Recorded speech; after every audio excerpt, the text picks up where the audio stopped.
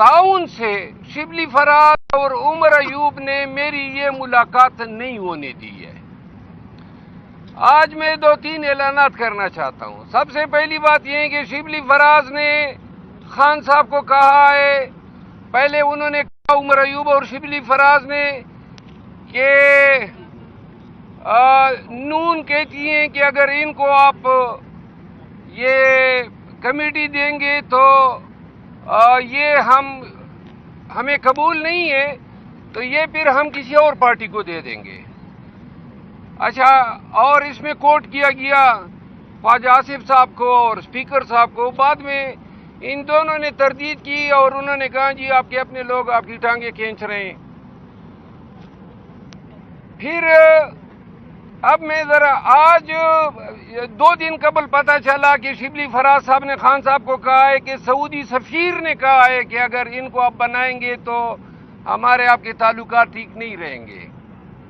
اب یہ بہت بڑی بات ہے، اگر سعودی حکومت کو پرابلم ہے تو میں خان کے لیے قطعاً پرابلم پیدا نہیں کروں گا، تو لہذا خان صاحب مجھے اس ریس سے آؤٹ ہی سمجھے۔ مجھے کوئی ایسی کمیٹی کی چیئرمینی ہی نہیں چاہیے جہاں سعودی حکومت کا یہ تقاضا ہو، وہ کہیں کہ جناب ان کو نہ بنائیں۔ اب یہاں پہ 2-3 چیزیں پی ٹی آئی کے لوگوں کو اور پاکستانیوں کو میں بتانا چاہتا ہوں۔ پاکستان تحریک انصاف کو اس وقت میں نے اٹھایا جس وقت یہ مردہ گھوڑا بن چکا تھا۔ خیبر پختونخوا سے لے کر سندھ تک عوام کے اور یہ سارے چھپے ہوئے تھے جو آج پارٹی کے کرتا درتا بن گئے ہیں، اور بلوں میں چھپے ہوئے تھے، اور اس کے بعد ہر ایک امیدوار کو لے کے اس کے حلقے میں گیا۔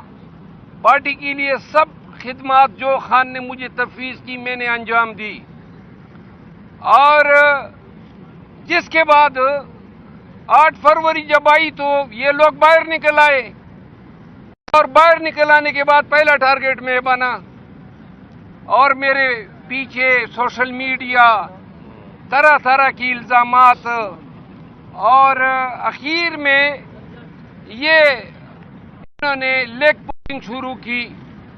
خان صاحب کو میں بتاتا گیا کہ یہ کر رہے ہیں۔ آج 2-3 اعلانات میں کرنا چاہتا ہوں۔ پہلی بات تو یہ ہے کہ بے توقیری اپنی ذات کی کسی صورت مجھے قبول نہیں ہے۔ اگر میرے خدمات کا صلہ یہ ہے کہ پارٹی کی سوشل میڈیا ٹیم میرے خلاف کمپین کرے، اب پارٹی کے جو مناصب پہ براجمان لوگ ہیں وہ اس طرح کی حرکتیں کریں۔ پولیٹیکل کمیٹی کو خان نے اس دن بیرسٹر گور صاحب کے ذریعے یہ مسئلہ فائنل کرایا، تو انہوں نے کہا جی پولیٹیکل کمیٹی میں ووٹنگ کراتے ہیں نہ میں پولیٹیکل کمیٹی کا ممبر خان نے مجھے بنایا تھا، جبکہ یہ عمر ایوب صاحب نے بڑی اصرار کیا تھا کہ اس کو نہ بنائیں۔ تو وہاں پہ ووٹنگ کرائی گئی، اور نہ مجھے اس کا علم تھا۔ 3 دن پہلے سے کمپین کی گئی، اور ووٹنگ کے بعد جناب علی کل یا ان کے گماشتے وکیل جو تھے وہ گئے اور خان کو بتایا کہ جناب پولیٹیکل کمیٹی نے تو ووٹنگ جو ہے اس طرح کر دی ہے۔ اس سے پہلے انہوں نے ایک اور کام کیا۔ میرے بھائی خیبر پختونخوا کیبنٹ میں تھے، وزیر اعلیٰ کے special assistant to chief minister تھے، تو اچانک جناب ان کو ڈی نوٹیفائی کیا گیا۔ اس سے پہلے ہم نے استعفیٰ دے دیا۔ اتنا حق تو میرا بنتا تھا کہ اگر آپ نے نہیں رکھنا تھا تو اس کو آپ ریزائن نہیں کروا دیتے، استعفیٰ بھیجا ہوا تھا۔ یہ ڈی نوٹیفائی کرنے کا مطلب یہ تھا کہ تذلیل کرنی تھی۔ پی ٹی آئی کے لوگوں آپ کو بتانا چاہتا ہوں، تو انہوں نے ڈی نوٹیفائی کیا، کمیٹی سے نہیں ایسے کیبنٹ سے ڈی نوٹیفائی کیا۔ خالد لطیف نام ہے ان کا۔ اس کے بعد کیا یہ تذلیل نہیں ہے کہ ایک شخص کو آپ نیم کر دیتے ہیں پبلک اکاؤنٹ کمیٹی کا، 2 مہینے سے اس کا نام چلتا ہے، اچانک آپ اس کو کہتے ہیں کہ جناب سعودی سفیر کا میسج آ گیا، ہم آپ کو کنسیڈر پولیٹیکل کمیٹی کے آپ کو کنسیڈر نہیں کرتے.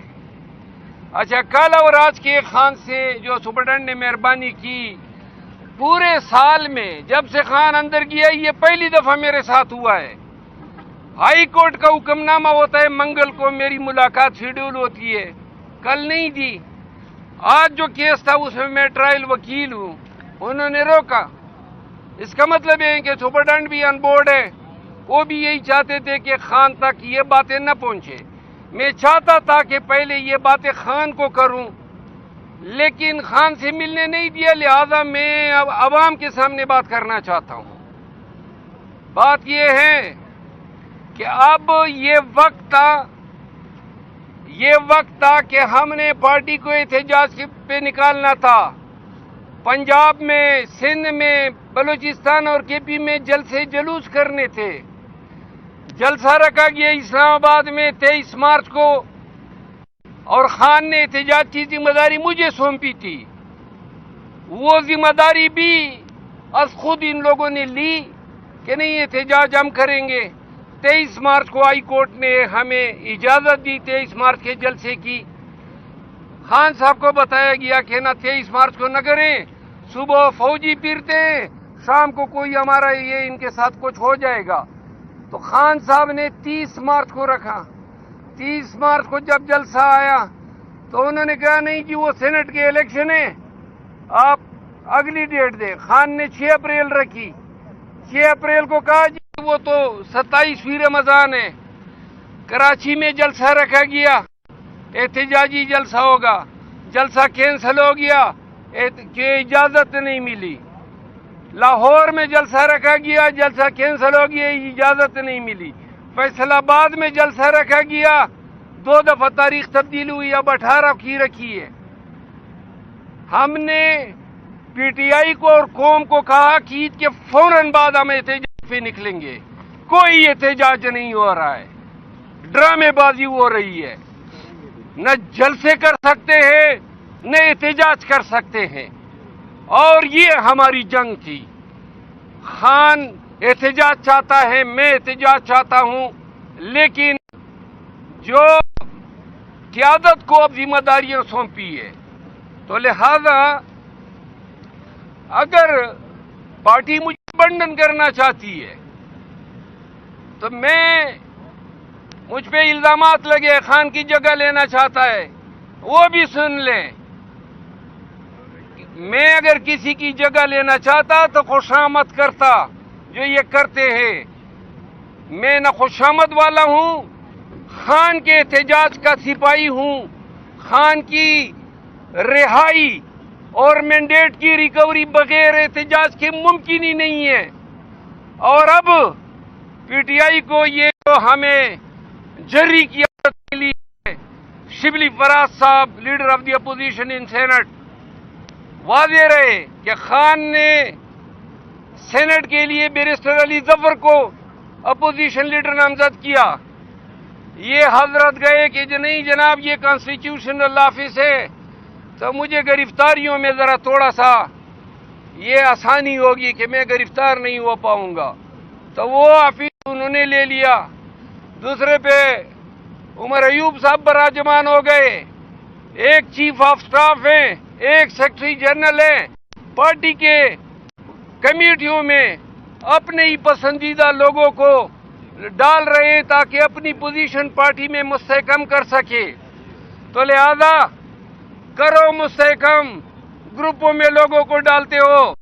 میں آج اعلان کرتا ہوں کہ احتجاج کی ذمہ داریاں چونکہ انہوں نے سنبھال لی ہیں, تو لہذا میں بھی تفویض کر رہا ہوں.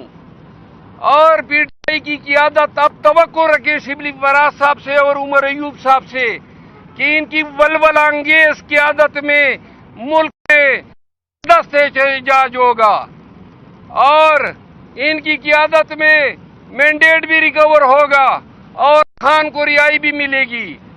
میں خان, چونکہ انہوں نے میری خان سے ملاقات نہیں ہوئی اور نہ کل کرائی گئی نہیں آج کرائی گئی. خان اگر چاہے اشارہ بھی کرے نا کہ ممبر قومی اسمبلی سے